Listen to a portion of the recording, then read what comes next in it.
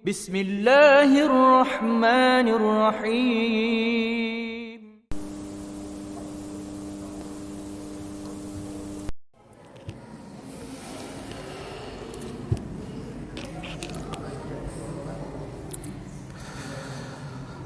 بسم الله الرحمن الرحيم. السلام عليكم ورحمة الله وبركاته. إن الحمد لله نحمده تعالى ونستعينه ونستغفره ونتوب إليه ونعوذ بالله من شرور أنفسنا ومن سيئات أعمالنا. من يهده الله فلا مضل له ومن يضلل فلا هادي له. أشهد أن لا إله إلا الله وحده لا شريك له وأشهد أن محمدا عبده ورسوله لا نبي ولا رسول بعده. قال الله تعالى في كتابه الكريم: يا أيها الذين آمنوا اتقوا الله حق تقاته ولا تموتن إلا وأنتم مسلمون. يا أيها الناس اتقوا ربكم الذي خلقكم من نفس واحدة وخلق منها زوجها وبث منهما رجالا كثيرا ونساء واتقوا الله الذي تساءلون به والأرحام إن الله كان عليكم رقيبا. يا أيها الذين آمنوا اتقوا الله وقولوا قولا سديدا يصلح لكم أعمالكم ويغفر لكم ذنوبكم ومن يطع الله ورسوله فقد فاز فوزا عظيما. أما بعد فإن أصدق الحديث كلام الله وخير الهدي هدي محمد صلى الله عليه وعلى آله وصحبه وسلم وشر الأمور محدثاتها فإن كل محدثات بدعة وكل بدعة ضلالة وكل ضلالة في النار. Ayyuhal muslimun ibadallah, alhamdulillah, segala puji hanya milik Allah Subhanahu wa taala. Kita kembali dipertemukan oleh Allah Subhanahu wa taala di salah satu dari rumah-rumah Allah untuk mempelajari sesuatu yang sangat penting. Para hadirin hadirat, yang pertama sekali ana mohon maaf, mungkin suaranya tidak enak untuk didengar, kayak orang baru bangun tidur. Tapi ini suara sudah qadarullah masyafa'al, sudah paling baik mungkin selama 3 pekan ini. Setelah sebelumnya mungkin Anda memang sudah kehilangan suara itu. 2 hari belakangan lebih bagus. Hari ini entah kenapa lebih berat suaranya, agak lebih serak, ya, lebih banyak kesulitannya untuk berbicara. Tapi tidak masalah. Kalau seandainya ditekan sedikit memang lebih jernih kelihatannya. Bapak Ibu sekalian, rahimani wa rahimakumullah jami'an. Kita mempelajari agama Allah itu memang bukan perkara yang mudah. Semangat manusia atas dunia memang lebih besar dibandingkan semangat manusia atas akhirat. Kalau manusia itu berlomba-lomba untuk akhirat, para hadirin, mereka akan mendapatkan kebahagiaan yang hakiki dunia dan akhirat. Namun iblis dan bala tentaranya, syaitan, itu gak mau seperti itu. Maka dia dengan segala macam tipu dayanya, ditambah dengan pasukan tambahan hawa nafsu yang ada pada jiwa seseorang. Innan nafsa la ammaratun bisu' illa man rahima rabbi. Kata Allah Subhanahu wa taala, sungguhnya hawa nafsu itu senantiasa mengajak kepada keburukan. Jadi sudahlah hawa nafsu itu seperti itu, dihembuskan lagi dengan bisikan-bisikan syaitan. Maka bertambah kemalasan seseorang, ketidakinginannya, tertutupnya cahaya hidayah, terutama sekali untuk menghadiri majelis ilmu. Benarlah sabda Nabi SAW tatkala beliau mengatakan, "Bada al-Islamu ghariban, fasayaudu ghariban kama bada'a, fatuba lil ghuraba." Islam ini dimulai dalam keadaan asing. Kemudian diutus Nabi SAW menerangkan agama ini, mengenalkan hak-hak Allah Subhanahu wa taala, mengenalkan hak-haknya Rasulullah sallallahu alaihi wasallam, menerangkan apa yang Allah inginkan dalam agama Islam. Islam itu dimulai dalam keadaan asing, kemudian Nabi menerangkan Islam itu kepada umat manusia, kepada kaum muslimin. Maka banyak kaum muslimin pun tercerahkan dengannya, mengerti jalan menuju Allah Subhanahu wa taala. Terbedakan antara jalan kebenaran dengan jalan kebatilan. Namun kata Nabi kemudian, fasayaudu ghariban kama bada, dan akan datang masanya itu dia kembali menjadi asing. Kali ini bukan asing di tengah-tengah orang kafir, orang musyrikin, dia asing di tengah-tengah kaum muslimin. Asing kenapa, Pak? Asing kenapa? Ya abang-abang sekalian, ibu-ibu, teman-teman, kenapa dia asing? Karena kebanyakan kaum muslimin tidak mau mempelajari agama. Karena kebanyakan kaum muslimin meninggalkan majelis ilmu, karena kebanyakan kaum muslimin tidak bersemangat menghadiri majelis ilmu agama, maka dia menjadi asing. Hingga kemudian Nabi SAW mengatakan, "May yuridillahu bihi khairan yufaqihu fid din." Barang siapa yang Allah kehendaki padanya itu kebaikan, dia akan difahamkan dalam perkara agama. Tapi para hadirin hadirat, ternyata sedikit orang yang memang Allah Subhanahu wa taala menginginkan kebaikan padanya. Ini menakutkan para hadirin. Rupanya banyak di kalangan kaum muslimin Allah tidak menginginkan baginya kebaikan. Allah tidak mau dia mendapatkan kebaikan. Allah menutupi kepadanya kebaikan. Jadi apa yang dibukakan untuknya, dibukakan pintu-pintu keburukan. Jadi apa yang dibukakan untuknya, pintu-pintu kejahatan. Apa yang dibukakan untuknya, jalan tol menuju neraka Allah Subhanahu wa taala, ke kemurkaannya. Maka para hadirin, kita perhatikan,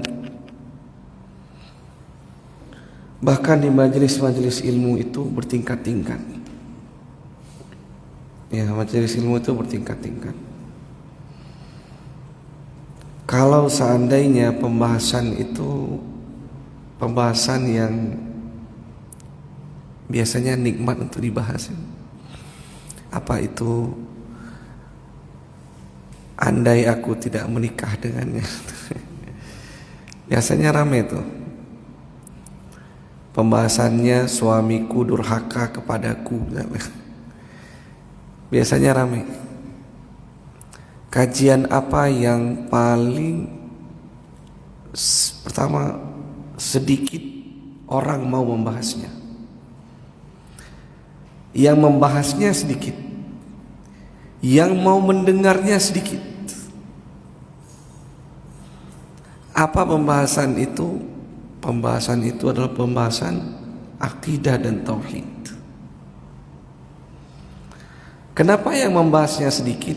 Iya, karena pertentangannya banyak. Karena membahas akidah dan tauhid itu ibarat main api. Dia sedang menantang iblis dan bala tentaranya. Ini akidah dan tauhid. Karena tatkala menerangkan masalah akidah dan tauhid, sebenarnya itu sedang membahas kunci untuk masuk surga Allah Subhanahu wa taala.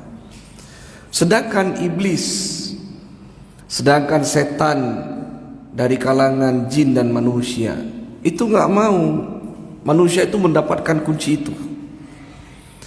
Nabi SAW tidak dijegal oleh orang kafir dan orang Quraisy di masanya, itu orang munafik, karena beliau mendakwahkan jujur.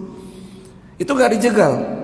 Jangan berzina, jangan melakukan perbuatan riba, jangan menipu orang lain. Ya, Nabi itu nggak pernah di tackle, ya, nggak pernah di sliding sama orang kafir, sama orang Quraisy, sama orang-orang munafik, sama orang Yahudi dan Nasrani karena mendakwakan itu. Enggak. Nabi begitu mendakwakan tatkala turun kepada beliau, wa anzir ashiratakal aqrabin. Wahai Muhammad, wa anzir, berilah peringatan kepada orang-orang yang paling dekat denganmu dari kalangan keluargamu. Apa yang diberi peringatan? Mengenai akidah dan tauhid, agar manusia meninggalkan penyembahan kepada selain Allah, hanya menyembah Allah satu-satunya. Baru kemudian mereka mengatakan, ya aja'ala ilahatan ilaha wahidah, inna hadza la syai'un ujab. Apakah dia ini, si Muhammad ini, mau menjadikan Muhammad sallallahu alaihi wasallam, mau menjadikan Tuhan-Tuhan ini hanya satu saja, sesembahan ini bukan Tuhan-Tuhan, sesembahan ini hanya satu saja? Sesungguhnya ini adalah sesuatu yang sangat menakjubkan, aneh. Manakala Nabi dah mendakwahkan para hadirin akidah tauhid, saat itu pertentangan pun berdatangan. Saat itu ya iblis dan bala tentaranya tiba-tiba bangun mengeluarkan pedang-pedang mereka. Saat itu Nabi baru mendapatkan siksaan, ujian, cobaan. Kaum muslimin kemudian ya ada yang dibunuh, ada yang ditimpa dengan batu, ada yang seorang ibu ya ataupun seorang ayah hampir membakar anaknya. Apa karena dakwah Islam itu melarang manusia untuk berbohong? Bukan itu. Karena dakwah Islam mau melakukan penyembahan hanya kepada Allah. Maka karena beratnya, dan terkadang ya banyaknya manusia justru terkadang nggak mengetahui tentang pelajaran-pelajaran berkenaan akidah tauhid, sedikit yang menyerunya. Coba perhatikan hadirin, yang menyerunya saya sedikit. Kalau mau main aman, yang jangan bahas akidah tauhid. Bahasnya apa? Buka kitab akhlak, ya bahas tentang hadis-hadis berkenaan tentang hasungan berbuat kebaikan, larangan melakukan akhlak-akhlak tercela. Yang menyerunya sedikit, karena dia berjalan di atas api. Kemudian yang kedua para hadirin, yang mendengar pun sedikit. Mendengar pun sedikit. Kenapa? Berbagai macam syubhat, pemikiran-pemikiran dihembuskan. Belajar itu aja. Tatazat, kalau orang Aceh bilang seperti itu, bahasa Aceh bilang itu aja diulang. Ya pelajarannya, ya kita udah ngerti itu konsepnya, padahal dia tidak ngerti. Saya udah paham kok, udah habis itu, udah pernah saya bahas.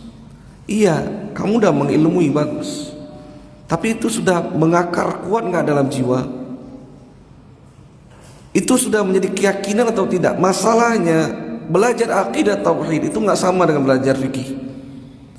Kalau fikih Bapak Ibu sekalian, dia udah paham, oh zakat itu harta dia kalau sampai nisab dan haul, ya sampai jumlahnya misalnya 40 dinar emas, sekitar 80 sekian gram emas. Oh, sampai kepada 400 dirham, sekian jumlahnya 10 juta atau 20 jutaan. Kalau sudah sampai segitu, dia harus keluarkan 2,5%. Dia nggak perlu meyakini 2,5% itu kenapa, bagaimana, dan itu dah 2,5% pokoknya dari 80 juta keluarkan. Kalau misalnya diambil standarnya itu zakat emas bukan zakat perak.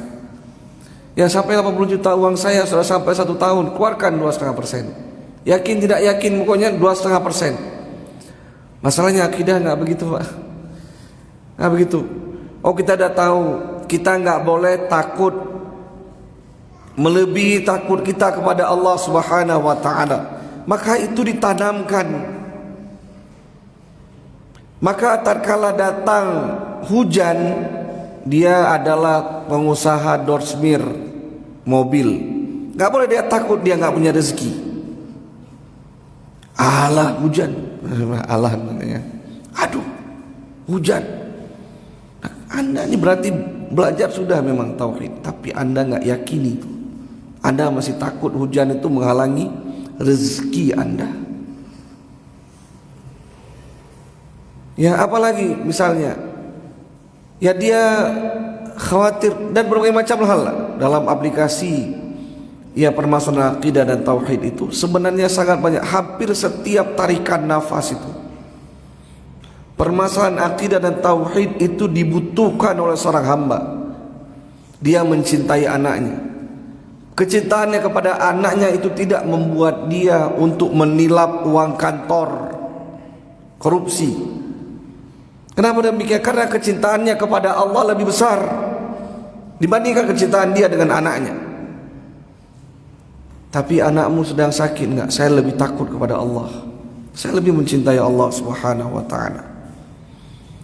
Istrinya berbuat perbuatan fahisyah yang buruk, yang sudah pantas dia sudah melakukan nusyuz kepada suaminya. Sudah pantas itu untuk diceraikan misalnya. Tapi saya masih cinta, nggak ada itu. Nggak ada itu. Anda cinta sama Allah, ini sudah membawa mudarat kepada Anda dan anak-anak Anda, pisahkan. Ini sebagai contoh nusyuz yang benar ya, bukan nusyuz yang masak telur lupa taruh garam, itu bukan nusyuz. Itu manusia nisyan, terkadang lupa. Ya ini permasalahan tauhid dan akidah itu lebih berat, Pak. Targetnya itu harusnya lebih sulit itu. Bukan gampang untuk sampai mendapatkan keimanan, keyakinan. Pelajarannya diulang-ulang. Butuh istimrar. Oleh sebab itu yang mendengarnya pun sedikit. Enggak sebagaimana kalau misalnya dibuka kajian parenting, kajian tentang keluarga sakinah, kajian tentang akhlakul karimah. Karena apa? Karena itu menjelaskan jalan menuju Allah Subhanahu wa taala, jalan menuju surga. Maka jangan sampai bapak-bapak ibu-ibu sekalian. Ini sekarang wallahu alam ya. Ana sudah beberapa kali kemari. Ya, beberapa ikhwan tentu juga Anda tahu berapa jumlahnya, kurang lebih sekitar segini. Sekarang Allah memperlakukan seleksi alam misalnya. Ada namanya seleksi alam. Ya, berkurang sedikit demi sedikit. Ya itu memang suatu sunnatullah. Sedikit. Orang yang mau belajar akidah tauhid sedikit. Coba nanti kita ganti Bang Wahyu. Kajian tentang ya bagaimana mendapatkan istri solehah. Kajian bagaimana ya suamiku begini dan begitu. Ya, itu biasanya lebih ramai. Tapi bukan itu inti dakwah. Masalahnya Pak Ibu, dakwah itu bukan itu intinya. Inti dakwah itu kata Allah Subhanahu wa taala, "Wa laqad ba'atsna fi kulli ummatin rasula Ani'budullaha wajtanibut taghut. Apa kata Allah? Walaqad ba'atna fi kulli ummatin rasula. Sungguh benar-benar kami telah mengutus setiap umat itu seorang rasul. Apakah rasul ini ngapain? Rasul ini apa tujuan dari rasul ini? Rasul ini punya misi ani'budullah, agar umat ini hanya menyembah Allah. Menyembah Allah itu enggak seringkas yang kita kira. Udah jangan sujud, jangan ruku'. Dia banyak, Pak. Permasalahan itu banyak. Ini Syekh berusaha menerangkan tuh, sembahlah Allah saja itu jadi segini. Dan ini bukan satu-satunya kitab. Kita kira itu cuma satu bab kecil, jangan sujud, jangan rukuk kepada patung. Enggak. Mereka menjadikan setebal ini kitab, menerangkan sembah Allah saja. Ini tauhid nih. Sedangkan kita berpikir, udah jangan rukuk, sujud sama patung saja. Jangan pergi ke hutan, lihat ada kelihatannya keramat-keramat, jangan yakini. Enggak. Dia banyak babnya tuh. Tapi oleh sebab itu, terkala Allah Subhanahu wa taala mudahkan bagi sebagian orang, dia difahamkan tentang agamanya, faqih, semangat dalam belajar akidah dan tauhid, dia telah menempuh jalannya para rasul. Ya, dia telah menempuh jalannya para rasul, jalannya para nabi, yang mana mereka itu menyeru manusia untuk mentauhidkan Allah Subhanahu wa ta'ala. Maka jangan diperlemah semangat itu. Jangan sampai kita membantu setan. Jangan sampai kita itu menjadi pengikut-pengikutnya iblis. Ya, tidak mau membahas kunci surga, tidak semangat dalam membahas bagaimana permasalahan akidah dan tauhid. Ya, dia adalah orang yang merasa dirinya saya sudah selesaikan kajian itu, saya sudah tamatkan kitab itu, saya sudah hafalkan bahkan kitab itu. Kemudian bermalas-malasan untuk kembali terus mengkajinya. Kalau Anda merasa seperti itu, Anda tidak mengikuti jalannya Rasulullah sallallahu alaihi wasallam. Pada pertemuan-pertemuan yang lalu telah kita terangkan para hadirin, bagaimana Nabi harusnya semakin jalan waktu, masa baktinya, masa dakwahnya Rasulullah sallallahu alaihi wasallam itu bergonta-ganti, karena Islam bukan cuma akidah dan tauhid. Benar, Islam bukan cuma akidah dan tauhid, tapi Anda fahami di akhir hayat Nabi sallallahu alaihi wasallam, apa yang Nabi ucapkan tatkala beliau sedang siuman, ya, dalam keadaan beliau terbangun dari sakaratul maut Nabi sallallahu alaihi wasallam. Apa yang Nabi sebutkan? Ya, istadda ghadabullah ala qaumin ittakhadhu qubur anbiya'ihim masajida. Sungguh sangat berat kemurkaan Allah atas suatu kaum, mereka menjadikan kuburan nabi-nabi mereka sebagai masjid. Dalam riwayat yang lain Nabi sallallahu alaihi wasallam mengatakan, qatalallahu al-yahud wan nasara ittakhadhu qubur anbiya'i masajid. Semoga Allah binasakan orang Yahudi dan Nasrani. Ini bab sebelumnya kita bahas.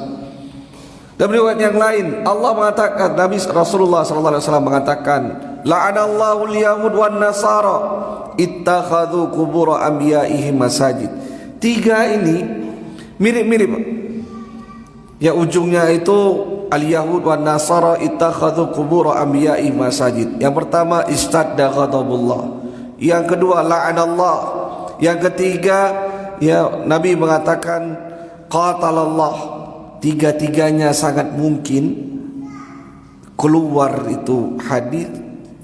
Tiga kali Nabi terbangun, tiga-tiganya beliau sebutkan itu berulang kali. Apa yang beliau ingatkan? Masalah fikih. Apakah Nabi SAW mengingatkan tentang zakat? Nabi mengingatkan tentang rukun-rukun haji? Enggak. Nabi ingatkan masalah tauhid. Dari awal dakwah tauhid, ujung kematian beliau, wafatnya beliau, tauhid. Sedangkan kita kemudian, insyaAllah saya sudah pelajari itu, dah tamat. Yang penting saya enggak sujud rukuk sama patung. Saya sudah paham.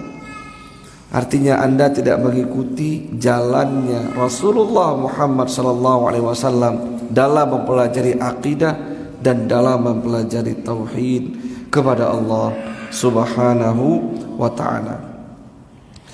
Allahumma la ilma lana illa ma 'allamtana wa 'allimna ma yanfa'una wa zidna ilma.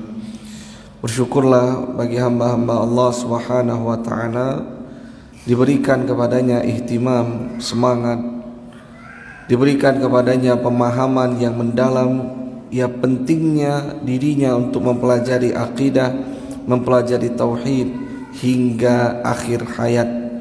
Ketahuilah para jamaah sekalian, yang Allah atau Nabi SAW sebutkan, man akhiru kalamihi la ilaha illallah dakhalal jannah.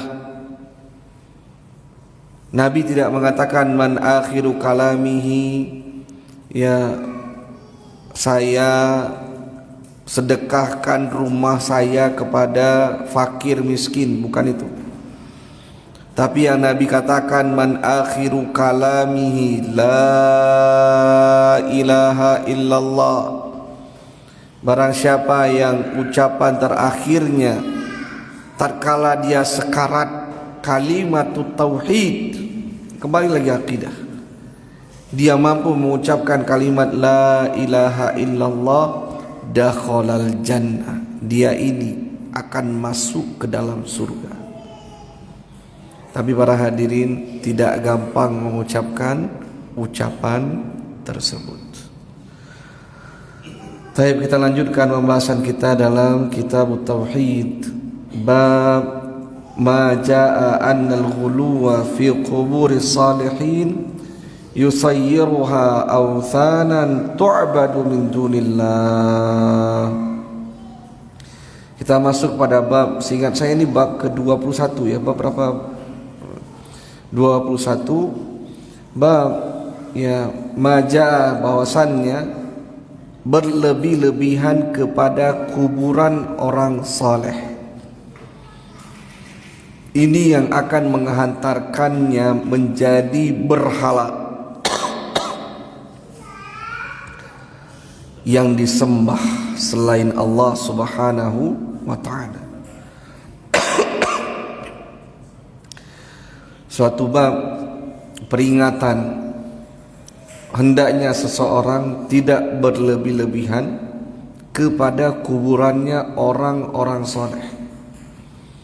Karena andai kata dia berlebih-lebihan dengan kuburan orang soleh, itu bisa menjadi pintu pembuka dia atau kuburan tersebut akan menjadi berhala yang disembah selain Allah Subhanahu wa ta'ala. Dua bab ke belakang kita telah terangkan perkara tersebut. Apa illah, apa sebab yang membuat Nabi SAW tidak mau agar kuburan beliau dijadikan sebagai masjid. Beliau ingatkan itu dengan peringatan yang keras berkali-kali. Hukuman ataupun ya penyamaan siapa yang membuat seperti itu, mereka mengikuti jalannya Yahudi dan Nasrani. Ya, siapa yang mengikuti jalan seperti itu, menjadikan kuburan orang soleh sebagai masjid, dia telah mengikuti jalan Yahudi dan mengikuti jalan Nasrani. Ilahnya adalah karena beliau khawatir setelah kuburan beliau itu dijadikan sebagai tempat sujud. Awalnya sujudnya itu untuk Allah. Awalnya sujudnya itu murni untuk Allah, tapi sebelahnya ada masjid, sebelahnya ada kuburan. Dalam masjid itu ada kuburan. Tapi Nabi katakan jangan, walaupun kalian ibadah kepada Allah, tetap jangan jadikan kuburanku sebagai masjid. Alasannya karena pertama sekali memang itu ibadahnya untuk Allah. Nanti berikutnya akan berpaling. Yang awalnya untuk Allah, akhirnya mereka beribadah kepada Rasulullah. Dan ini akan diterangkan di sini bahwasannya sebab-sebab Lata, Uzza, Manat, ya itu yang disembah berhala-berhalanya orang kafir musyrikin, itu adalah orang-orang saleh yang dijadikan kuburan mereka itu sebagai tempat untuk beribadah. Manusia nanti pada babnya kita sebutkan ya, akifuna indah, mereka yang melakukan ya bertawaf, mereka itu melakukan perbuatan mengelilingi kuburan-kuburan mereka ini. Kemudian setelahnya kuburan itu pun disembah. Tatkala dibilang kalian ini telah menyembah Lata, Uzza, Manat, kalian ini bukannya beribadah kepada Allah, kalian ini menyembah Lata, Uzza, Manat. Mereka bantah. Dan ini Allah maktubkan itu, Allah tuliskan itu dalam Al-Quran. Ma na'buduhum, kami enggak pernah beribadah kepada, atau kami ibadahnya ya kepada Lata, Uzza, Manat ini bukan kepada mereka, tapi sebenarnya itu Allah Subhanahu wa taala. Kami tidaklah menyeru mereka kecuali mereka ini akan menjadikan wasilah. Ma na'buduhum illa liqarribuna ilallahi zulfa, kecuali untuk mendekatkan diri kami kepada Allah Subhanahu wa taala dengan kedekatan sedekat-dekatnya. Jadi kalau dikatakan ya mereka disampaikan kalian ini beribadah kepada Lata, Uzza, Manat, mereka itu bantah. Enggak, ini Lata, Uzza, Manat ini cuman untuk sebagai pembawa pesan, mendekatkan kami kepada Allah. Jadi ibadahnya kepada siapa? Kami ibadah kepada Allah. Tapi Allah sebutkan kadzibun kafar di akhir ayat dari surat Az-Zumar itu. Allah sebutkan ini mereka ini kadzibun kafar, pendusta lagi kafir, bohong, pembohong. Ini bukan agar mendekatkan diri mereka kepada Allah, enggak. Kalian memang beribadah kepada Lata, Uzza, Manat, mintanya sama Lata, Uzza, Manat, bukan minta sama Allah. Karena Allah enggak mau dijadikan bagi beliau itu ada perantara-perantara, adanya wasilah-wasilah antara hamba Allah dengan Allah tabaraka wa taala. Maka di sini dibuat bab yang terang oleh Syekh Muhammad bin Abdul Wahhab An-Najdi bahwasannya ya bahwasannya berlebih-lebihan pada kuburan orang saleh itu bisa menghantarkannya menjadi berhala yang disembah selain Allah. Apa kata beliau? Rawa Malikun fil Muwatta, diriwayatkan oleh Al-Imam Malik dalam kitab beliau Al-Muwatta. Imam Malik seorang imam besar. Oh, disebutkan Malik, saya mazhabnya Syafi'i, berarti beda dong. Enggak begitu. Cara beragama kita bukan berarti ucapan imam-imam lain. Mereka terkadang imam-imam ini menyampaikan hadis. Agama kita itu dibangun di atas Al-Quran dan hadis, walaupun datang dari imam-imam yang lainnya. Ini bukan hanya pendapat mazhab, ini adalah pendapat ataupun apa yang Nabi SAW mengucapkan. Ini penting para hadirin ya. Oleh sebab itu Imam Malik rahimahullah mengatakan ya bahwasannya setiap ucapan itu yukhti'u wa yusib, itu bisa salah dan bisa pula sesuai. Itu bisa diambil ya dan juga bisa ditinggalkan. Yu'khadhu wa yurad illa sahibu hadzal qabr, kata beliau, kecuali penghuni kuburan ini. Imam Malik mengucapkan ini Masjid Nabawi. Imam Malik mengucapkan kalimat ini ya, kullu qaulin yu'khadhu wa yurad, setiap ucapan, setiap pendapat dari imam siapa saja, bahkan dari sahabat siapa saja, yu'khadhu wa yurad, itu bisa diambil bisa ditolak. Diambil bagaimana? Kalau sesuai dengan Al-Quran maupun hadis Nabi SAW, pendapatnya sesuai, fatwanya itu benar, wa yurad, dan bisa juga ditolak. Ya, apakah pendapat imam-imam mazhab bisa keliru? Sangat mungkin. Bagaimana Abu Bakar, Umar saja terkadang keliru dalam menyampaikan sesuatu. Saya beri contoh. Tatkala Nabi SAW meninggal, apa kata Umar bin Khattab? Nabi tidak mati. Ini pendapat beliau. Nabi nggak mati. Siapa yang mengatakan Nabi wafat, kubunuh, potong leher. Siapa yang akhirnya mengatakan itu, para hadirin? Abu Bakar. Abu Bakar datang membuka secarik kain yang menutupi wajah Nabi. Kemudian beliau mengatakan, tibta ya Rasulullah hayyan wa mayyitan. Sungguh baik keadaanmu, kondisimu wahai Rasulullah, dalam keadaan engkau hidup maupun dalam keadaan engkau telah diwafatkan. Kemudian beliau mencium keningnya Rasulullah. Kemudian ditutup. Dengan perasaan sedih, Abu Bakar menaiki mimbarnya Rasulullah sallallahu alaihi wasallam. Kemudian apa kata Abu Bakar? Amma ba'd, faman kana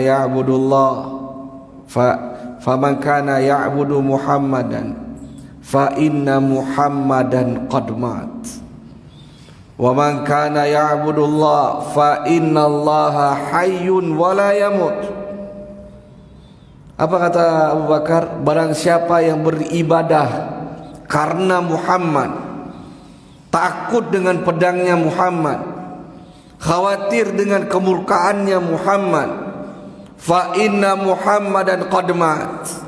Jadi yang mengatakan Nabi wafat itu kehadapannya Umar bin Khattab, Abu Bakar As-Siddiq.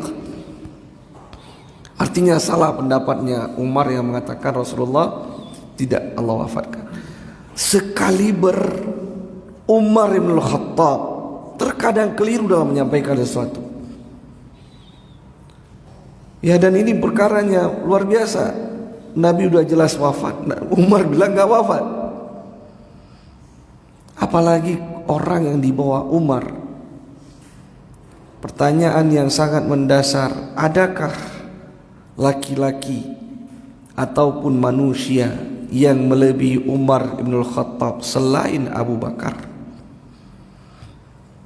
Oh enggak, menurut saya guru saya mantap, bagus. Ya, tapi gurumu itu di mana kedudukannya dibandingkan Umar bin Khattab? Oh ya, pasti di bawah. Pasti di bawah, enggak ada. Selain Umar, di atasnya cuman Abu Bakar. Maka Umar saja bisa salah, apalagi guru Anda.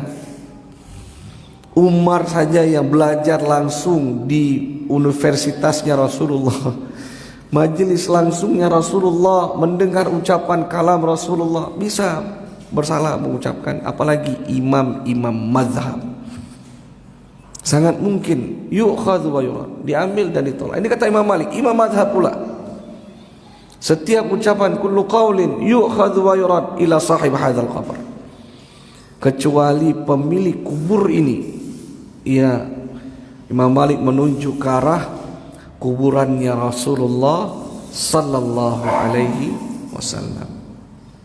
Dan beliau ini, para hadirin hadirat, mengarang kitab Al-Muwatta. Sedikit kita cerita ya, ini sebagai intermezzo saja. Terkala beliau mengarang Muwatta, itu sudah banyak kitab-kitab hadis yang mulai dibukukan. Coba Bapak Ibu sekalian bayangkan ya, ulama di zaman itu betul-betul ulama kibar, imam-imam, dan mereka itu orang-orang yang zuhud, wara', bertakwa kepada Allah, dan ilmunya pun sebesar-besar gunung. Kalau hafal hadis itu nggak kayak kita. Hafal hadis dengan sanad 10 aja udah hebat kali. Bapak Ibu sekalian, pernah lihat sanad? Itu nggak gampang dihafal. nggak gampang dihafal. Ahmad misalnya, Ahmad itu udah banyak. Hadatsana Sufyan, Sufyan itu banyak. Ats-Tsauri, ya Sufyan itu udah banyak. Ya Sufyan bin Uyainah, ya baru kata Sufyan saja, apalagi misalnya Abdullah itu banyak. Ibnu Mubarak, siapa Abdullah ini? Atau sahabat Al-Abadilah Al-Arba', sahabat aja Abdullah itu ada 4. Kalau hadis ini datang dari orang-orang Mesir, ini Abdullah bin Amr bin As. Kalau datang dari orang-orang Irak, ya orang Baghdad, Kufah, ini Abdullah ibnu Mas'ud. Kalau datang dari Madinah, ini Abdullah ibnu Umar.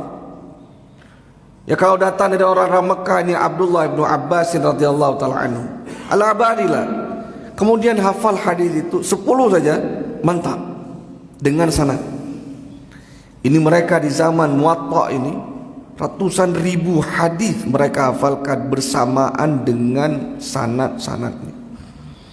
Maka di zaman itu sudah banyak kitab-kitab hadis sudah ditulis. Ya, maka Imam Malik menulis Muwatta. Itu disindir sama temannya. Hai Malik, ya, Imam Malik. Yang temannya mungkin sepantaran ya, berarti nggak pakai Imam. Malik, kok kamu tulis lagi Muwatta ini? Kenapa kamu tulis Muwatta? Sungguh banyak ulama-ulama lain sudah mengarang Muwatta.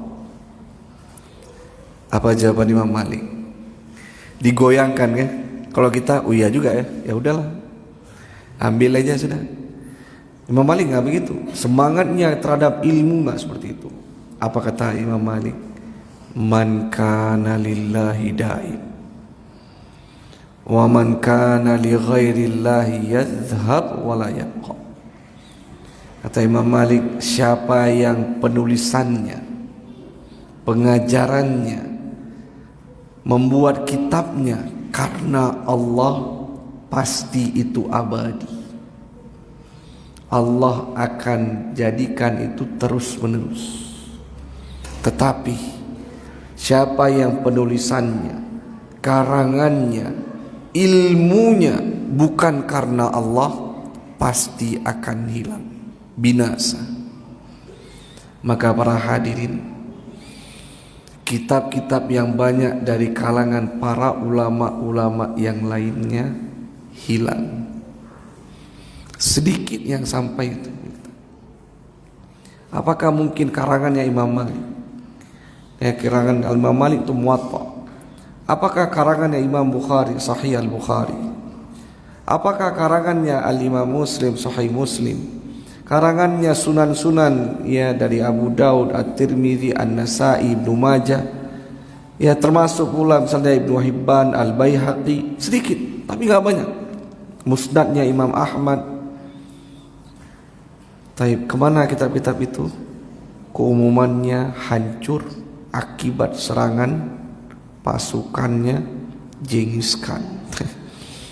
Memang bukan si Genghis Khan lagi, tak siapalah. Pokoknya orang Mongol yang menghancurkan perpustakaan Islam, dan hilanglah kitab-kitab tersebut kecuali sedikit.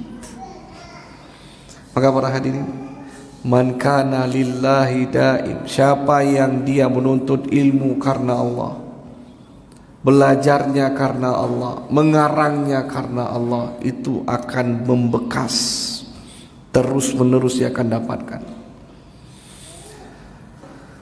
Kemudian Imam Malik ini mengatakan, menukilkan sebuah hadis dari Rasulullah sallallahu alaihi wasallam, anna Rasulullah sallallahu alaihi wasallam qala, Allahumma la taj'al qabri wathanan yu'bad, istadda ghadabullahi ala qaumin ittakhadhu qubur anbiya'ihi masajida. Bahwasanya Rasulullah sallallahu alaihi wasallam satu kali pernah berdoa, ya Allah, la taj'al qabri wathanan yu'bad, jangan engkau jadikan kuburku berhala yang disembah. Jadi para hadirin, walaupun yang memiliki atau yang menghuni kuburan itu tidak ridha, tapi juga dikatakan itu sebagai berhala yang disembah. Ya, kecuali taghut. Kalau taghut, ya taghut itu bagaimana? Ma'ubida li ghairillahi wa huwa yarda. Sesuatu yang diibadahi selain Allah dan dia ridha untuk diibadahi. Fir'aun taghut atau bukan? Taghut, karena dia ridha untuk diibadahi. Ya, siapa lagi? Orang-orang yang suka haus dengan sanjungan, kalau bisa manusia itu mencium kakinya, bersujud kepadanya. Selain Fir'aun, banyak nggak yang seperti itu? Banyak, Pak. Yang menginginkan agar manusia mengikuti fatwanya, baik itu fatwanya menyelisih kitabullah dan sunnah Rasulullah SAW. Itu bagian juga dia menginginkan dirinya itu disembah. Karena nanti kita akan dapatkan satu hadis, kita akan bacakan insyaallah ta'ala, bagaimana Nabi itu mengatakan orang-orang Nasrani itu mengibadahi, mereka itu mengibadahi para ulama-ulama mereka, pastor-pastor mereka. Ditentang oleh Adi bin Hatim, mantan dulu adalah ex Nasrani. Kami nggak pernah sujud kepada pendeta-pendeta, kami nggak pernah sujud kepada ulama-ulama Nasrani, nggak pernah. Tapi Nabi sebutkan apa ilahnya. Taib. Nabi SAW, Rasulullah SAW mengatakan, Allahumma la taj'al qabri watanan yu'bad. Ya Allah, jangan jadikan kuburanku berhala yang disembah. Istadda ghadabullah ala qaumin ittakhadhu qubur anbiya'ihim masajid. Sungguh amat besar kemurkaan Allah terhadap satu kaum, ya, yang mereka itu menjadikan kuburan nabi-nabi mereka sebagai masjid. Beberapa faedah dalam hadis ini. Yang pertama, bahwasannya berlebih-lebihan kepada kuburan orang-orang saleh, kuburan nabi-nabi, itu bisa menjadikannya sebagai berhala yang disembah. Jadi bagaimana? Ya kuburan begitu, dia dibuat ya cuman gundukan, jangan ditinggikan, dibuat tanda saja bahwasannya ini kuburan, selesai. Tidak boleh di keramik, nggak boleh dipoles. Terkadang bahkannya sebagian, tapi ini orang kafir biasanya, ada motor di atas kuburannya, ada sofa, ada TV di situ supaya bisa santai. Tapi yang demikian itu tidak diperbolehkan. Kemudian yang kedua, anna minal ghulu fil qubur ittakhadhaha masajid, termasuk perbuatan berlebih-lebihan pada kuburan.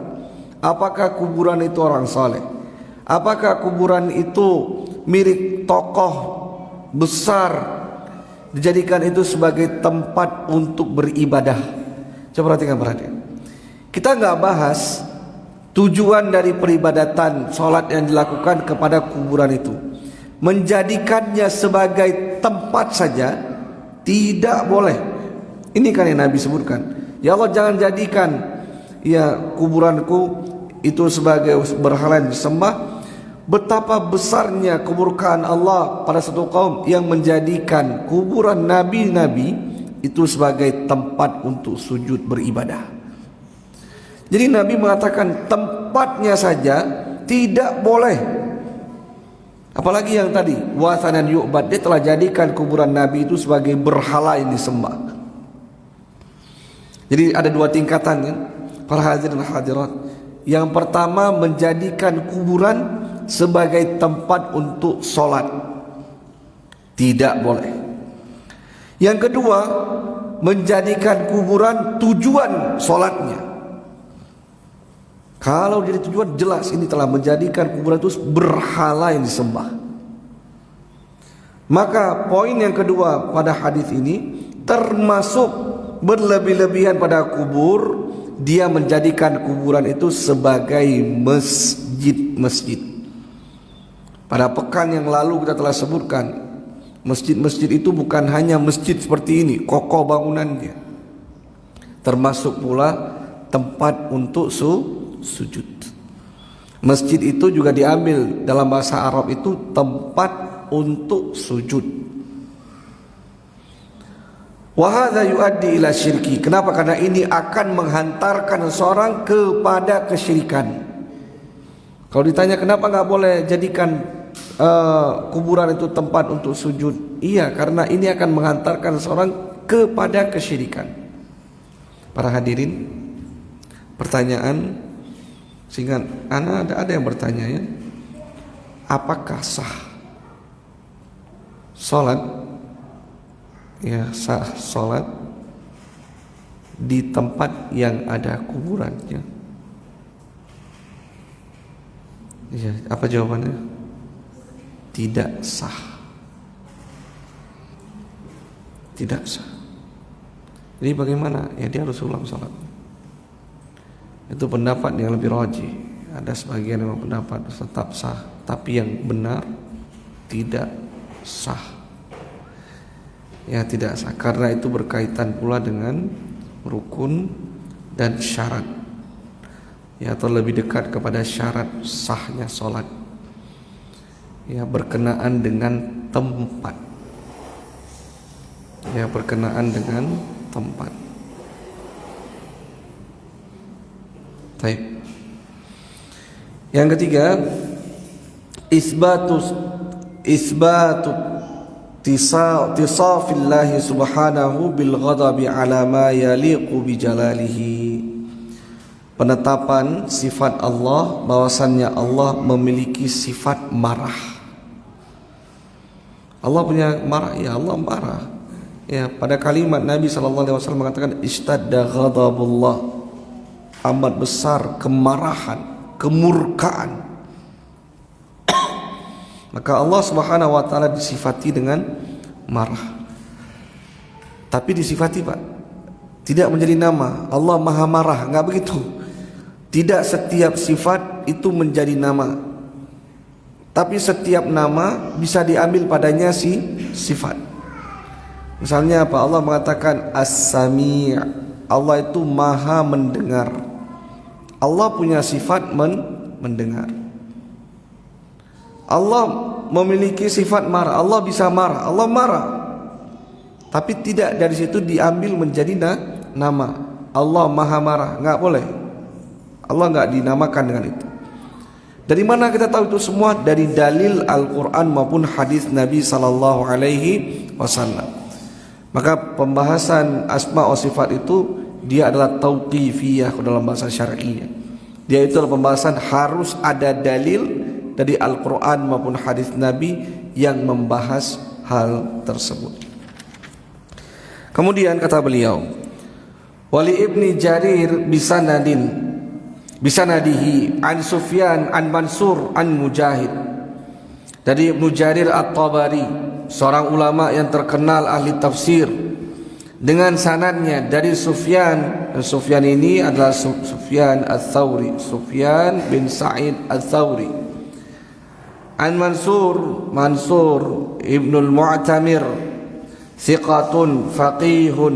Beliau ini seorang yang thiqah dan faqih dalam agama Allah Subhanahu wa taala. An Mujahid, dari Mujahid. Apa kata Mujahid? Beliau mengatakan afara'aitumul lata wal uzza, pada firman Allah di surat An-Najm, surat atau ayat 19.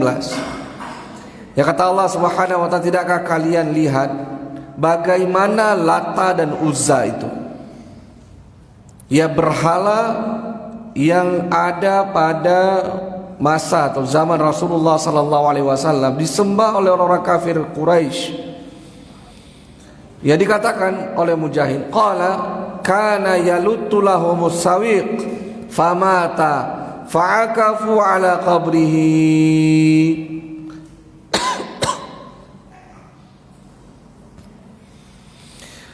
Apa kata beliau? Ini Lat ini kana yaluttu lahumus sawiq, itu punya kebiasaan mencampur ya atau membuat pengaduk roti untuk diberikan kepada orang-orang yang melaksanakan ibadah haji dan umrah. Jadi Latta ini bapak-bapak ibu sekalian, itu adalah orang soleh, rajin bersedekah.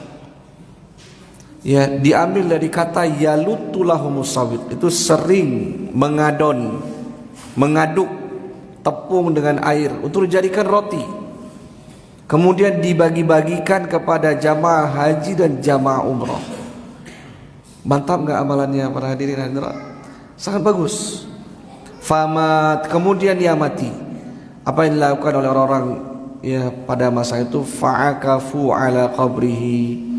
Ya, mereka beriktikaf, berdiam di kuburannya. Latta ini kemudian jadilah setelah itu kuburan Latta disembah oleh orang-orang kafir musyrikin di masa Nabi sallallahu alaihi wasallam. Apa sebabnya? Berlebih-lebihan dengan kuburan orang soleh. Wa kadza qala Abu Jauza an Ibnu Abbas radhiyallahu anhuma kana yaluttu sawiq lil hajj. Dan ini pula ia kata Abu Jauza, ya, murid Ibnu Abbas yang lain selain Mujahid. Ini ucapan dari Abdullah Ibnu Abbas bahwasannya Latta itu pengaduk adonan, suka membagi-bagi roti kepada jamaah haji dan jamaah umrah. Baik, para hadirin, ini kan sebelum Nabi sallallahu alaihi wasallam. Tatkala Nabi sudah menjadi rasul, itu kan Latta sudah ada. Berarti haji sudah ada sebelum Nabi sallallahu alaihi wasallam, bahkan diutus oleh Allah Subhanahu wa taala. Bahkan haji telah ada sebelum Nabi lahir. Dari mana syariat haji itu diambil? Dari mana para hadirin? Dari Nabi Ibrahim dan Nabi Ismail. Jadi sudah ada kegiatan haji itu. Labbaik Allahumma labbaik, tapi itu diganti nanti sama mereka. Labbaik Allah apa begitu, ada tambahannya untuk kesyirikan mereka. Dan si Latta ini, ya, dengan adanya haji pada waktu-waktu tertentu, tatkala manusia berkumpul di kota Mekah, dia buatkan roti agar manusia bisa makan. Soleh betul nih orang. Ya, berbagi, bersedekah. Dan tatkala dia meninggal dunia, manusia pun merindukannya, berlebih-lebihan kepadanya, dibuatkan kuburannya. Tak lama kemudian mereka pun beribadah kepada Latta. Maka jangan sekali-sekali meremehkan. Enggak, ini insya Allah enggak akan pernah disembah. Dia buat yang bagus, dia bangun, dikasih bangunannya. Ini bukan untuk disembah, ini cuma pelindung saja. Saya kasih tutupnya, saya bangunkan tiang-tiangnya. Ya, mungkin di zaman Anda itu tidak dijadikan sebagai masjid. Tatkala berlalu masa Anda, berganti dengan generasi lain, maka mereka pun akan beribadah kepadanya. Setan itu gak akan diam. Seperti yang telah disebutkan, manusia itu memiliki kunci surga menuju Allah, gak akan. Sebisa mungkin itu dijegal para hadirin, ditekel, jangan masuk ke dalam surga, masuk ke neraka. Berkata Abdullah bin Abbas, an Ibnu Abbas radhiyallahu anha, qala la'ana Rasulullah sallallahu alaihi wasallam zairatil qubur wal muttakhidina 'alaiha al masajid was suruj. Rawahu Ahlus Sunan. Hadis ini diperbincangkan oleh para ulama. Al-Imam Al-Albani Muhammad bin Nuh itu mengatakan hadis ini sebagai hadis ad-dha'ifah. Beliau membuat hadis ini dalam silsilatid dha'ifah. Artinya beliau beranggapan hadis ini adalah hadis yang dhaif, tapi maknanya sahih. Ada hadis secara sanad dia memang keliru, tetapi maknanya benar. Apa kata Nabi sallallahu alaihi wasallam? La'ana Rasulullah sallallahu alaihi wasallam Rasulullah melaknat. Apa makna laknat para hadirin? Al-bu'd an rahmatillahi azza wa jal, agar dia itu jauh dari kasih sayang Allah, dia tidak mendapatkan banyak kebaikan. Itu laknat. Jadi saya berdoa semoga kamu dilaknat misalnya ya. Ada seorang dia berdoa kepada orang lain, semoga kamu dilaknat. Apa maksudnya? Semoga Allah tidak memberikan kasih sayangnya, curahan kenikmatannya kepadamu, kebaikan-kebaikannya kepadamu. Semoga engkau dijauhkan dari Allah Subhanahu wa ta'ala. Maka ini siapa yang melaknat? Rasul. Ini bahaya ini. Agar Allah berpaling pada diri seorang hamba. Apa yang dilakukan? Zairatil kubur. Nabi melaknat orang yang menziarahi kubur. Baik. Siapa yang dilaknat oleh Nabi? Zairat. Zairat itu kembali kepada nisa, kepada perempuan-perempuan yang menziarahi kubur. Di masa-masa awal Islam, masa awal Nabi SAW, beliau sempat melarang para wanita untuk menziarahi kubur. Kenapa para wanita tidak boleh menziarahi kubur? Karena kebanyakannya para wanita itu kalau sedih berlebihan sedihnya. Dikatakan dalam bahasa hadis niyahah. Mereka itu sampai merobek-robek bajunya, ditarik saking sedihnya, menghantam-hantam kepalanya saking sedihnya. Atau yang bisa kita katakan, pernah lihat Karbalanya orang Syiah, itu niyahah. Dilarang oleh Islam. Nabi larang, datang mereka buat. Dihantam-hantam dengan botol pecah, ya sampai berdarah-darah, mengalir darah mereka. Itu niyah, perbuatan perempuan. Itu yang dilakukan oleh Syiah. Ya, dan ini dilarang oleh Nabi SAW. Oleh sebab itu tidak diperbolehkan di masa itu ya, di masa itu. Kemudian nanti dihapus hukumnya. Nabi memperbolehkan para wanita menziarahi kubur. Ya, tapi pada masa itu enggak boleh. Zairatil kubur tidak boleh dilakukan, para wanita untuk menziarahi kubur. Akan tetapi itu pun dihapus oleh Nabi SAW. Setelah selesai penanaman itu baru boleh para wanita datang. Tatkala baru dimasukkan kuburan atau baru dimasukkan jenazah itu dalam kuburan, prosesi pemakamannya, tidak diperbolehkan para wanita untuk mengikutinya. Tidak diperbolehkan. Ya, tapi ini sulit kita sampaikan. Gimana nih ayah saya, suami saya, anak saya ikuti, sholatkan dan lain sebagainya, tapi khusus tatkala mau ditanamkan, mau dikuburkan, Anda tidak boleh ikut. Tunggu saja di mobil, berdoa yang banyak. Sekarang itu mayit itu nggak butuh kesertaan kita mengikuti jenazah itu sampai ke kuburan, enggak. Mayit itu membutuhkan doa yang tulus, yang ikhlas. Oh, saya setiap hari menziarahi kuburan ayah saya. Bagus. Tapi ada doa enggak? Yang paling penting itu doanya. Datang ke sebelah kuburannya itu enggak bermanfaat. Karena mereka itu sudah meninggal dunia, sudah berbeda alamnya. Salah, keliru yang mengatakan bahwasannya ruh orang-orang yang sudah meninggal gentayangan. Kemudian kata Nabi SAW, wal muttakhidina 'alaihal masajid, dan Nabi melaknat orang yang menjadikan kuburan itu sebagai masjid, wasuruj, dan sebagai penerang. Jadi ada sebagian mungkin di zaman beliau itu yang meletakkan lampu-lampu itu di kuburan. Nabi larang. Jangan taruh, ya, jangan letakkan di kuburan-kuburan itu penerang, lampu, jangan, biarkan gitu, gelap gulita. Dan juga ini penghematan. Tapi bukan sisi penghematannya, kita mengikuti perintah Nabi sallallahu alaihi wasallam. Kenapa Nabi larang? Agar manusia jangan kemudian dia duduk di situ. Jangan kemudian dia baca Quran di situ. Agar jangan dia kemudian melaksanakan sholat di situ. Gelap gulita, apa yang bisa diharapkan situ sudah. Nggak usah dijadikan ya tempat nongkrong pula di kuburan. Kemudian kita habiskan, ini sudah habis ya. Ini rawahu ahlus sunan, ini hadis diriwayatkan oleh ahlus sunan.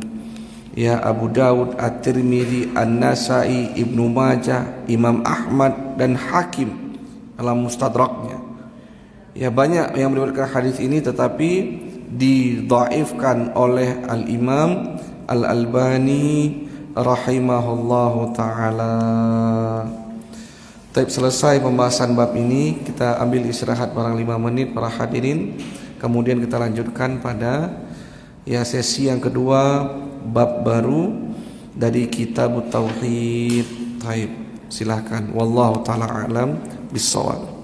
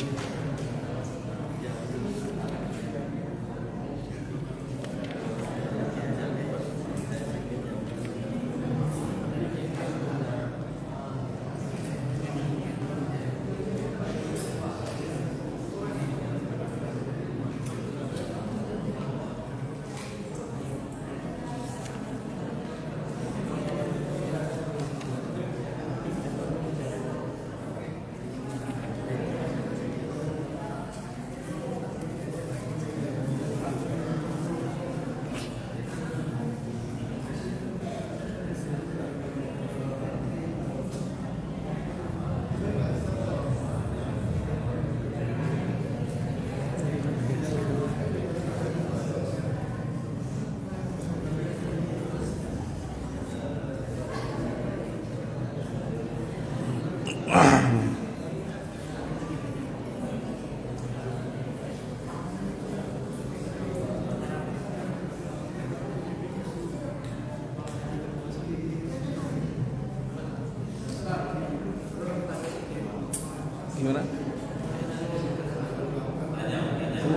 Boleh, boleh, boleh. Waalaikumsalam warahmatullahi wabarakatuh.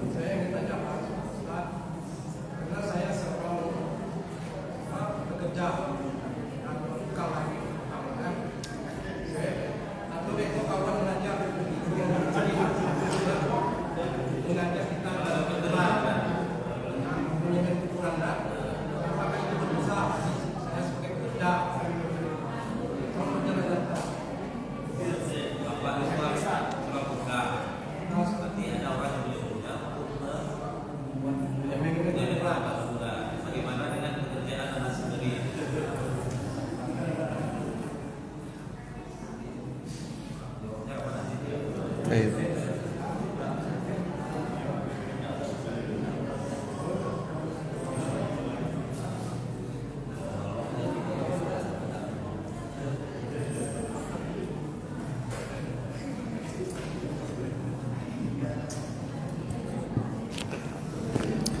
Baik, ini pertanyaan bagus.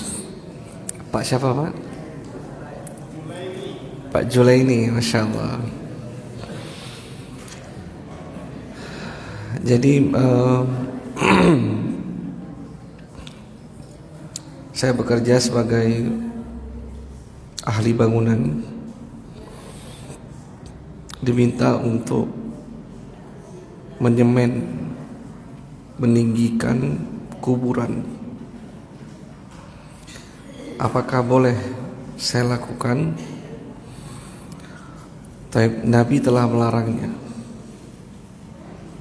untuk menaikkan kuburan. Dan terkala tapi ini bukan hajat saya, ini hajat orang. Saya hanya melakukan apa yang diminta. Maka tatkala Nabi melarangnya, maka setiap orang yang melakukan perbuatan tersebut termasuk dari pelarangan. Dan juga itu min bab, termasuk dari larangan pula tatkala Allah mengatakan wa ta'awanu 'alal birri wat taqwa wa la ta'awanu 'alal itsmi wal 'udwan. Tolong menolonglah dalam kebaikan dan ketakwaan, jangan tolong menolong dalam dosa dan permusuhan. Kalau saya tetap mau meninggikan kuburan tersebut, menyemennya, memperindahnya, maka apa konsekuensinya? Pertama, berdosa Pak. Kemudian yang kedua, hartanya haram. Maka apa yang kita bawa ke rumah, ya, kepada anak dan istri kita itu adalah sesuatu yang haram. Kata Nabi SAW, setiap daging nabata bihil haram, yang dia itu ditumbuhkan, kullu lahmin nabata bihil haram fannaru aula bih. Setiap daging yang ditumbuhkan dari sesuatu yang haram, maka neraka lebih utama baginya. Banyak pekerjaan haram termasuk itu. Maka mau tidak mau memang kita sebisa mungkin tidak menjadi orang-orang yang membantu hal tersebut. Di setiap pekerjaan itu ada hal-hal rambu-rambunya. Mungkin bagi ahli bangunan di situ rambu-rambunya. Bagi pembuat makanan, saya jualan makanan, ada rambu-rambunya, ada. Apa rambu-rambunya? Misal ada pesanan, dia minta nanti buatkan tulisan milad ultah, sesuatu yang tidak datang dari Nabi SAW, termasuk larangan karena tasyabbu bil kufar. Kalau kita nggak tahu ini untuk perayaan, atau katakanlah kalau ultah itu masih kiri kanan ya, perayaan Yesus Kristus kita bilang misalnya, pesan makanan untuk perayaan hari Waisak, kita sebagai muslim boleh atau tidak untuk membuat makanan tersebut? Kita jawab tidak boleh. Ya, ini untuk Natal misalnya, nggak boleh. Kita sebagai seorang muslim tidak diperbolehkan. Kenapa? Termasuk ta'awun 'alal ismi wal 'udwan, tolong menolong dalam dosa dan permusuhan. Taib, wallahu ta'ala a'lam bissawab.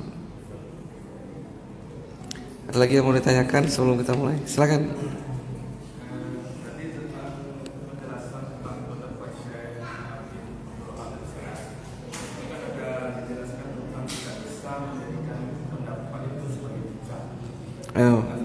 Imam Malik, ucapan Imam Malik.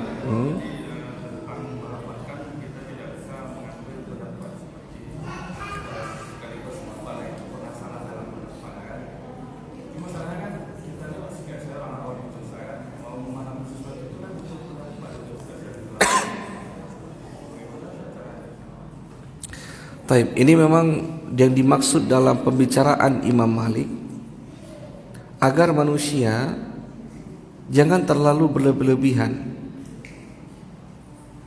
bahwa seseorang itu yang maksum dalam persyariatan hanya Rasulullah sallallahu alaihi wasallam.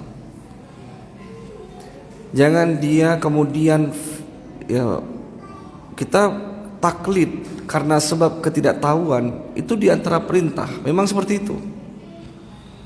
Itu adalah jalan, karena kita gak punya pegangan, landasan. Kita orang yang belum mempelajari ilmu, kebanyakan dari kita, bahkan semua dari kita, termasuk saya juga. Jalan taklid adalah jalan yang harus kita ambil. Kenapa? Karena ketiadaan ilmu yang ada pada diri kita. Tapi ucapan Imam Malik tadi hendak menggambarkan bahwa manusia itu bisa saja bersalah.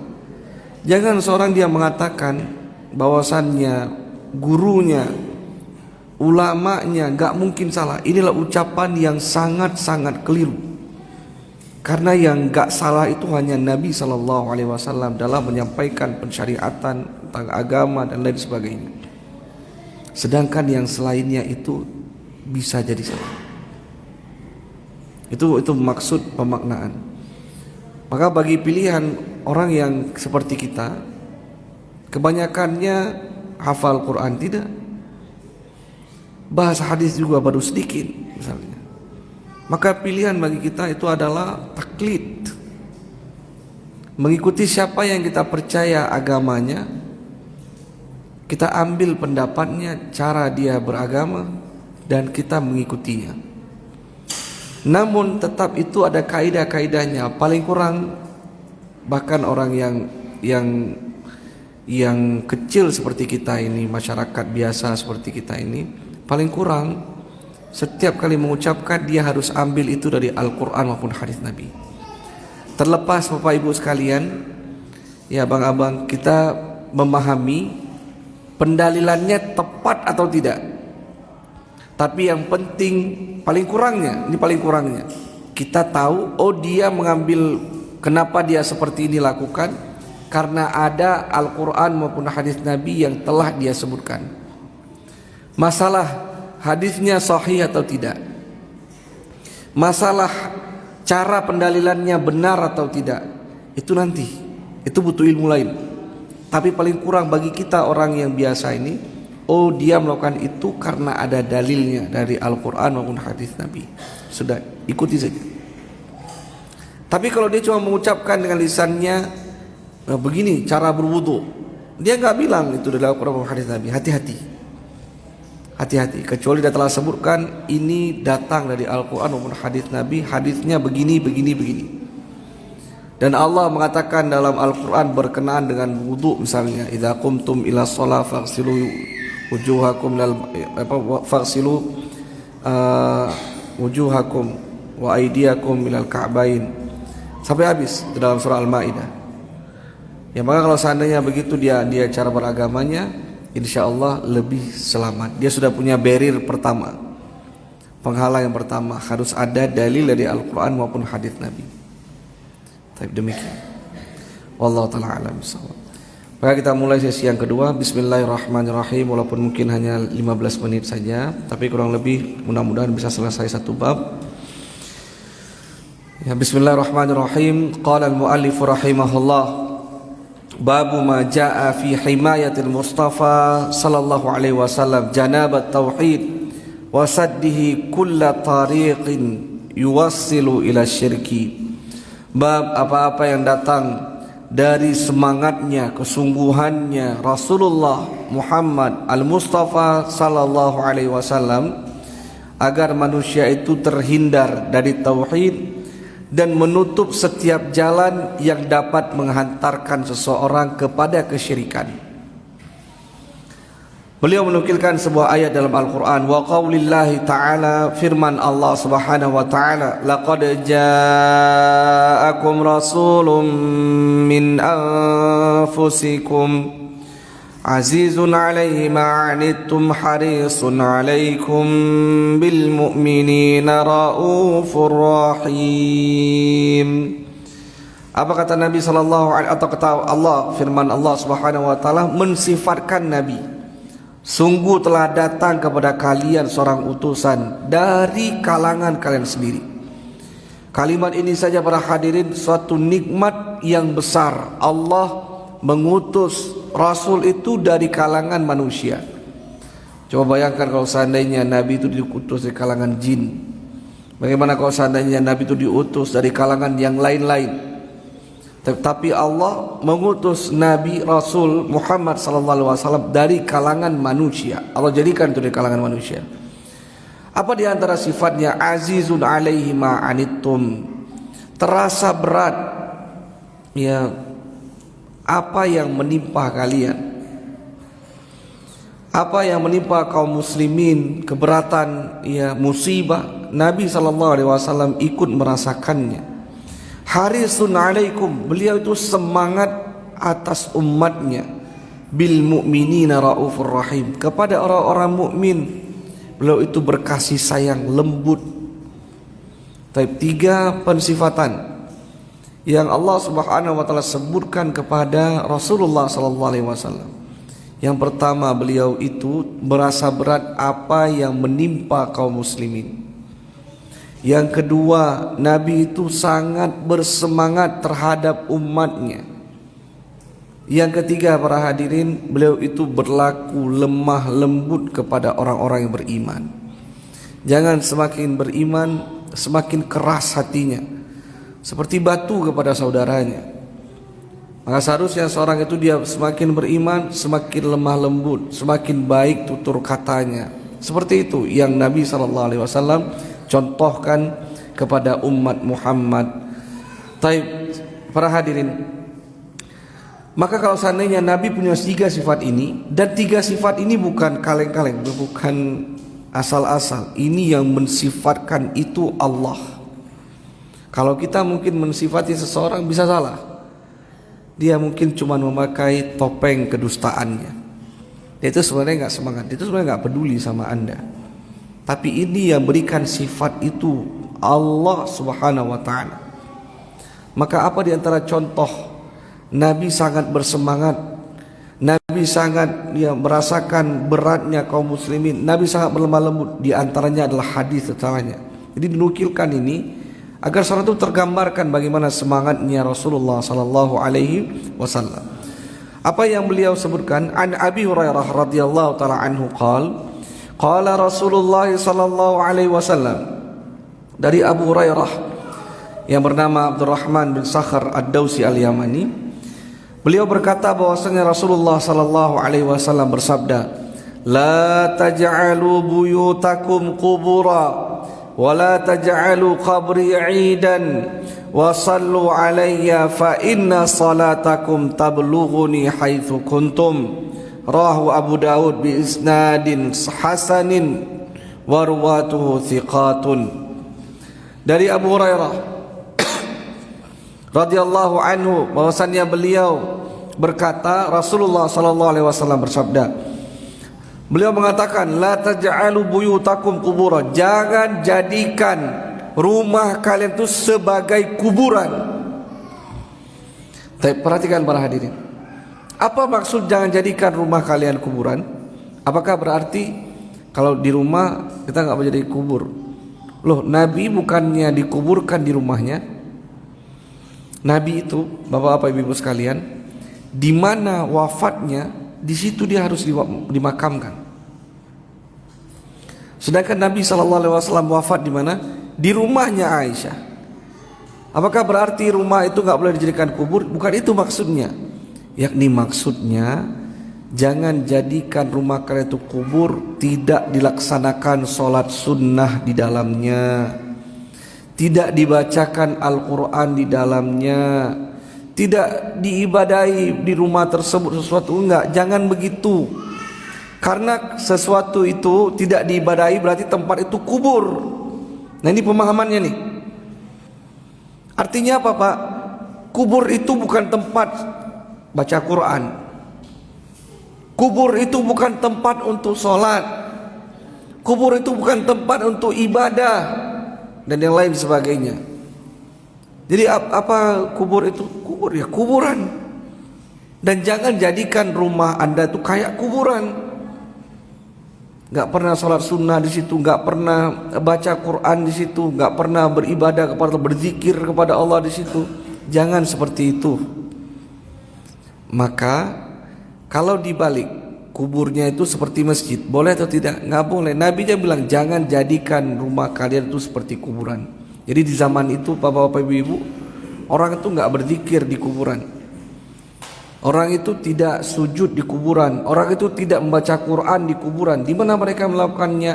Di rumah. Dan ini diingatkan oleh Nabi, la taj'alu buyutakum qubura, jangan jadikan rumah kalian itu seperti kuburan. Wala taj'alu qabri 'idan, dan jangan kalian jadikan kuburanku itu seperti 'idan. Ini apa maksudnya? Ya, apakah dijadikan hari 'id, Idul Fitri, Idul Adha? Bukan. Maknanya kata Syekh Shalih Fauzan, jangan dijadikan ya kuburan Rasulullah itu tempat kumpul-kumpul. Ya, Aid itu artinya kata beliau itu adalah tempat berkumpul yang biasa dilakukan itu pada waktu tertentu di tempat tertentu. Jangan jadikan kubur saya itu seperti Aid, kalian berkumpul di waktu-waktu tertentu, tempatnya di kuburan Nabi. Jangan pernah jadikan kuburan tempat untuk berkumpul. Orang bilang apa orang sekarang nongki-nongki katanya, tempat nongkrong. Jangan. Ya, wasallu alayya, dan bersalawatlah kepadaku. Karena orang kan terkadang, nah ini luar biasa nih, Nabi kemudian mengatakan bersalawatlah kepadaku, karena sungguhnya salawat kalian itu sampai kepadaku dimanapun kalian berada. Orang berpikir kalau dekat dengan kuburan Nabi mengucapkan salawat lebih afdol, lebih mantap, lebih direct, langsung.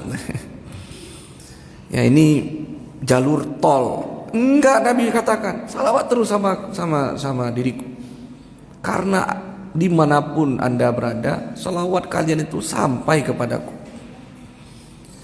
Ya, jadi jangan berpikir tadi ya dijadikan itu tempat untuk kumpul, berdoa, membaca Quran. Artinya ini lebih langsung, karena Nabi dekat sama Allah, langsung ke Allah. Enggak usah. Kalau mau salawat, salawat terus, sallallahu alaihi wasallam.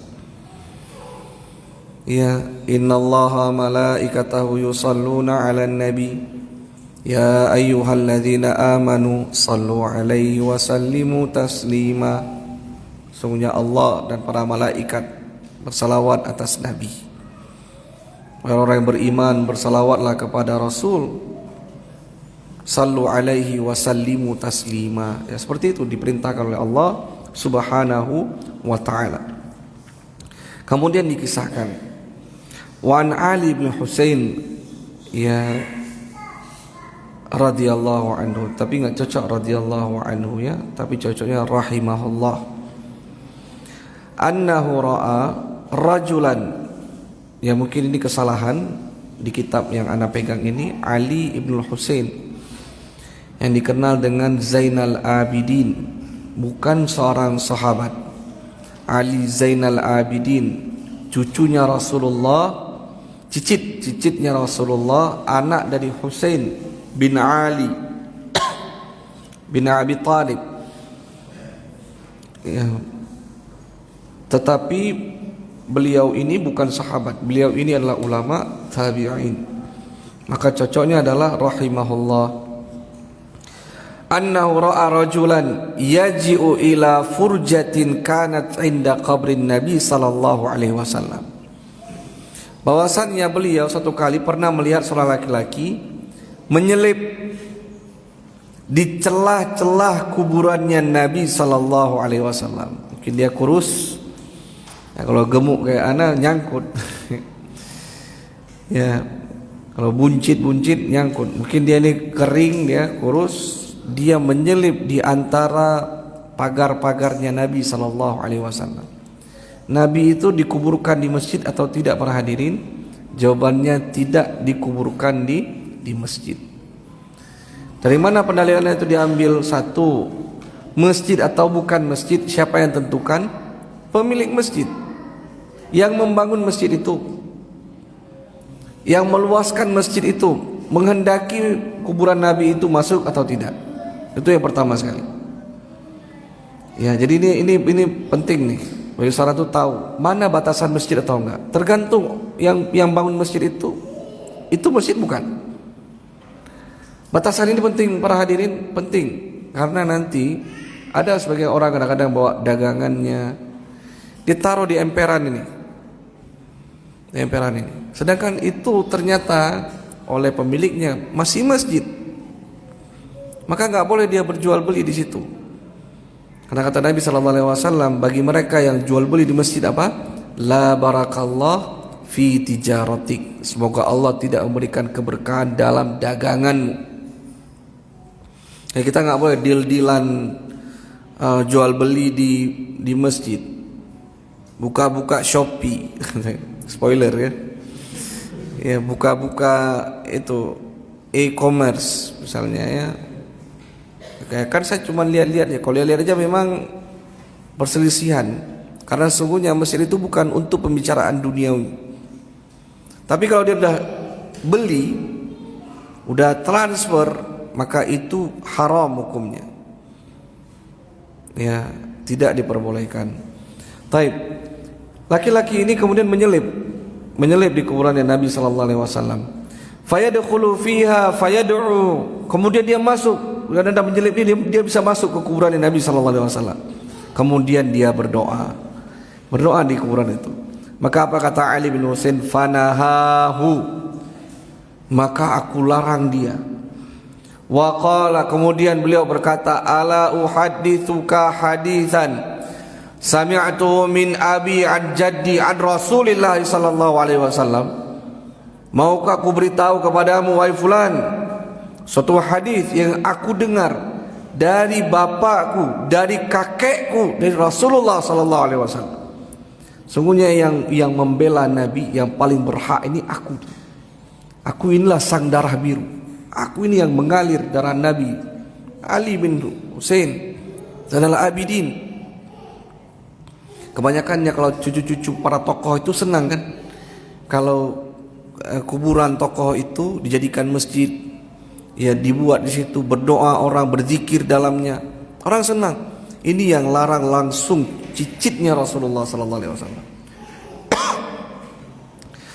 Maka beliau mengatakan, qala, inilah hadisnya, la tattakhidhu qabri 'idan wala buyutakum qubura wa sallu alayya fa inna taslimakum yablughuni aynama aw haitsu kuntum. Rawahu fil Mukhtarah. Apa kata Nabi sallallahu alaihi wasallam? Jangan kalian jadikan kuburanku itu sebagai id, tempat untuk berkumpul, melaksanakan acara-acara pada waktu-waktu tertentu, dan jangan jadikan rumah-rumah kalian itu seperti kuburan. Dan bersalawatlah atasku, karena sungguhnya salawat kalian, ya salam kalian itu akan sampai kepadaku dimanapun, ya atau kapanpun, ya atau dimanapun, lebih cocok dimanapun kalian berada. Rawahu fil Mukhtar, diriwayatkan oleh Al-Mukhtarat. Tapi para hadirin, redaksinya sama, bahwasannya siapapun yang dia mau bersalawat kepada Nabi, dimanapun dia berada, dia bisa menyampaikan salawat tersebut sampai kepada Nabi. Dan ini khusus salawat saja. Jadi jangan berpikir, oh begitu tiap kali saya meminta sama Nabi, Nabi dengar. Enggak, ini khusus salawat saja. Dan salawat itu pun kita mintakan bukan kepada Nabi. Salawat itu ditujukan kepada siapa para hadirin? Kepada Allah, agar memberkahi Nabi, memberikan kebaikan yang banyak kepada Nabi, mengangkat derajat Nabi. Kita mintakan itu kepada Allah. Salam kita, salawat kita itu pun akan dijawab oleh Nabi sallallahu alaihi wasallam. Tapi itu khusus salawat. Jangan kayak laki-laki ini dia doa di samping kuburannya Nabi sallallahu alaihi wasallam. Para sahabat itu enggak pernah berkomunikasi lagi dengan Nabi di samping kuburannya Nabi sallallahu alaihi wasallam. Umar bin Khattab satu hari datang pada beliau itu musim kemarau. Kalau seandainya Nabi itu bisa mendengar, bisa dimintai doa kayak salawat ini, kan kalau salawat ini sampai, Nabi pun menjawabnya. Ya begitu pula terkala kita lewat, mungkin kalau yang pernah umroh, kita akan disampaikan ya untuk mengucapkan salam kepada Nabi sallallahu alaihi wasallam. Ya sebagaimana juga kita mengucapkan salam tatkala kita masuk ke dalam kuburan. Apa doanya, Pak? Assalamualaikum ya ahlad diyar minal muslimin wal mu'minin wa inna insyaallah lahiqun. Jangan lupa nanti doanya. Jangan lupa doanya. Tapi ini khusus salam dan salawat itu. Satu hari ini Umar bin Khattab sedang datang pada beliau itu musim kemarau yang memberatkan sekali kaum muslimin. Kemudian mereka dikumpulkan salat istisqa. Ya, mereka meminta kepada Allah hujan. Setelah selesai salat istisqa itu, apa kata Nabi? Wahai Abdullah ibnu Abbas, berdirilah engkau, berdoalah kepada Allah agar Allah subhanahu wa ta'ala turunkan hujan kepada kita. Umar enggak bilang, Nabi ini berat sekali nih hujan, belum turun-turun, tolong doakan kepada Allah agar menurunkan hujan kepada kita. Enggak ada lagi. Umar itu mengerti Rasul kalau sudah meninggal selesai. Ya, beliau itu sudah masuk ke alam barzakh, dikecualikan salawat dan salam. Dikecualikan itu saja. Maka jangan dengan mengambil dalil ini kita berarti bisa berdoa meminta apa saja kepada melalui Nabi, nanti Nabi akan sampaikan kepada Allah. Ini nanti jadi syirik. Inilah yang dijadikan oleh orang-orang kafir Quraisy yang Allah nukilkan tadi yang telah kita sebutkan. Mana abudum illa liqarribuna ilallahi zulfa. Tidaklah kami beribadah kepada orang-orang ini kecuali untuk mendekatkan kami kepada Allah. Jadi doanya sebenarnya tujuannya memang Allah, cuman melalui itu. Maka jangan dia lakukan hal-hal yang demikian. Taib, wallahu taala alam bisawab. Ya ini mungkin yang dapat Anda sampaikan pada kesempatan siang hari ini. Lebih dan kurang Anda mohon maaf. Kita tutup ya pengajian kita. Atau ada tanya jawab lagi? Ada yang mau ditanyakan? Atau tadi sudah ditanyakan? Tapi insyaallah ta'ala tadi sudah ada beberapa pertanyaannya. Insyaallah kalau ada pertanyaan bisa ditanyakan pada kesempatan-kesempatan yang lain. Semoga Allah Subhanahu wa taala berikan taufik kepada kita semuanya menjadikan kajian ini bermanfaat bagi pemateri dan juga para ikhwah dan akhwat sekalian. Kita tutup pengajian ini dengan doa kafaratul majlis. Subhanakallahumma bihamdik asyhadu an la ilaha illa anta astaghfiruka wa atubu ilaik. Assalamualaikum warahmatullahi wabarakatuh.